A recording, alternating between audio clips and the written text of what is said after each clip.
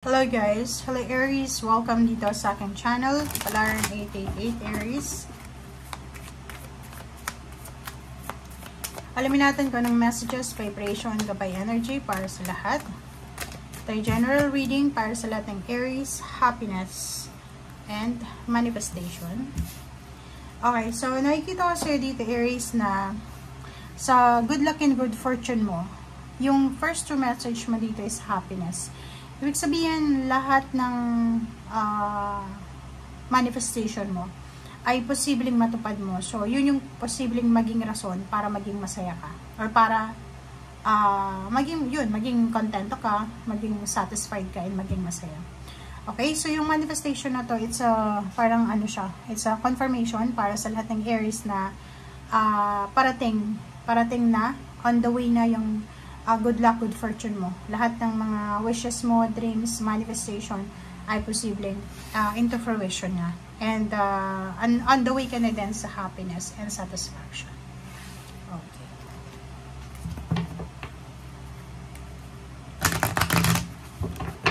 So, ano ba yung minamanifest nyo? So, ano ba yung good luck and good fortune na minamanifest nyo? So, nakikita natin dito na posibleng ayun, yung mauwa mo talaga.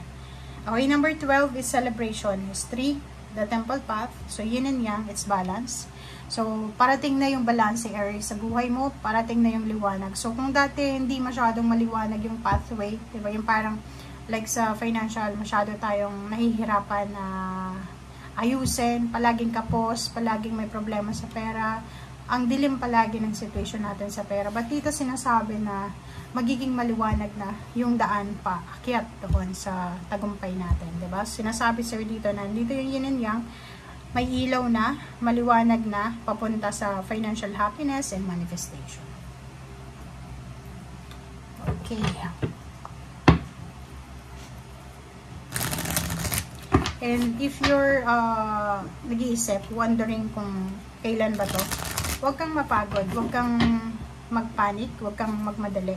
Kasi talagang mahahawakan mo yung pera na to.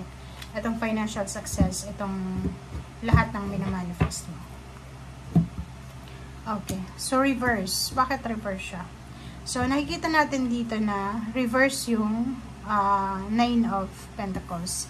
So nakikita ko sir dito, siguro 9 months ago, 9 years ago, or pwedeng 9 weeks ago, masyado kang, parang anong tawag dito, na-stress, masyado kang na-depress, or hindi ka kontento, yun lang. Parang hindi mo masyadong nakuha yung satisfaction in terms of money. Ginawa mo yung best mo, ginawa mo yung lahat, but ang ending pa rin is 9 of Pentacles. So, ibig sabihin, ang ending pa rin is problema sa pera. Okay? But this ones, yung 2 of Wands, sinasabi na lahat ng problema na yan ay mapagtatagumpayan mo yan. Kasi bibigyan ka ng pagkakataon ng universe ng choices and options. Pwedeng long distance, near or far na trabaho, international, local na work, or business. So, basta bibigyan ka niya ng choices, ng option na kailangan mong pagdesisyonan para dito sa celebration na to. So, sinasabi ng bara, nasa kamay mo. Nasa kamay mo, Aries, yung success. Hawak mo yung tagumpay. And yung 3 of Cups na to, na celebration, is hawak mo din siya. Nakadepende yon sa'yo. Nakadepende sa mindset mo, nakadepende sa oras mo, sa isip mo, sa strength mo, kung talagang gusto mo siya. Okay? Yun, parang ganun lang. Yung sinasabi, depende yun sa atin eh. Kung talagang gusto natin ng success, talagang hahanapin natin yun.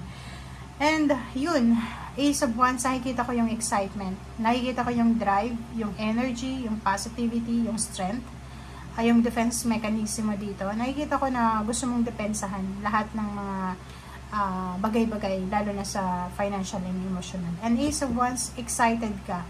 Nakikita ko yung excitement, Aries. Excited ka sa pagbabago, excited ka sa new beginnings, excited ka sa kung ano man to na magsisimula sa buhay mo. Okay?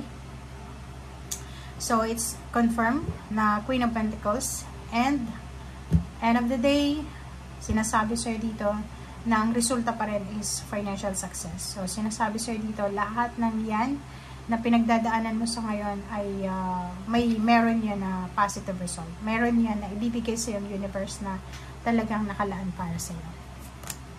Okay, Tower na reverse. So, sinasabi sa'yo dito, lahat ng mga trials, tribulations, obstacles, challenges na pinagdaanan mo or pinagdadaanan mo sa ngayon, lalo na sa pera, ay posibleng ma-resolve yan in the right time. Oh, Empress. Yung Empress card is about protection, it's about new beginnings, parang gano'n. So, yun, bibigyan ka talaga ng pagkakataon ng universe para makapagsimula. Is restoration, parang renovation siya ng bahay. Restoration siya ng dreams, rejuvenation, parang gano'n. Merong starting over, parang gano'n. So, nakikita natin dito, ang dami-daming magbabago sa buhay mo. Bagong mindset, bagong healthy lifestyle, bagong buhay, bagong pag-asa, parang gano'n. Okay, so, Seven of Pentacles. Yung Seven of Pentacles is about money. So, kung naghihintay ka ng pera, or naghihintay ka ng pwedeng pagkukunan ng pera, sinasabi sir dito ng The Empress na marami kang maiisip na paraan. Okay? Unang-una, if marami kang talento, marami kang skills sa buhay, pwede mo magamit yung internet, online, para pagkakitaan siya. So, kita ko sir dito na magiging mas masipag ka pa. So, kung ano man itong sisimulan mo. Kasi marami kayong marami kayong makukuha na parang, yun, natutulog ka lang, tapos biglang pagkigising mo, maiisip mo, bakit kaya hindi ko mag-business? Bakit kaya hindi ako maghanap ng part-time job? Parang ganun. So, nakikita natin dito na lahat-lahat ng bagay-bagay na papasok sa isip mo ay talagang igagawa mo siya or gagawin mo siya, i-action mo talaga siya. Okay? Emotionally, nakikita natin dito na isa sa mga good luck sa'yo and good fortune is yung pagkakaroon ng pamilya. You are super blessed sa pagkakaroon ng magulang, mga kapatid, kapamilya, kamag-anak na naandyan sa'yo, handang dumamay sa'yo, handang gumabay, handang magbigay ng assistance, handang magbigay ng tulong or anything na kailangan mo. Okay? Okay. So, sa ilalim, meron ditong Ace of Swords. Sinasabi sa'yo na kailangan mong maging attentive, kailangan mong maging mapagmatsyag kasi ang dami-daming magsisimula sa buhay mo. Baka ma-overwhelm ka, baka, diba? Kasi pag bago yun palagi tayong walang pera, tapos biglang darating yung panahon na ang dami-dami nating pera. So, dito sinasabi sa'yo na wag kang masyadong mag-alala, mag-panic kasi talagang ibibigay sa'yo ng universe yung deserve mo na blessings. Okay? Thank you guys. Bye!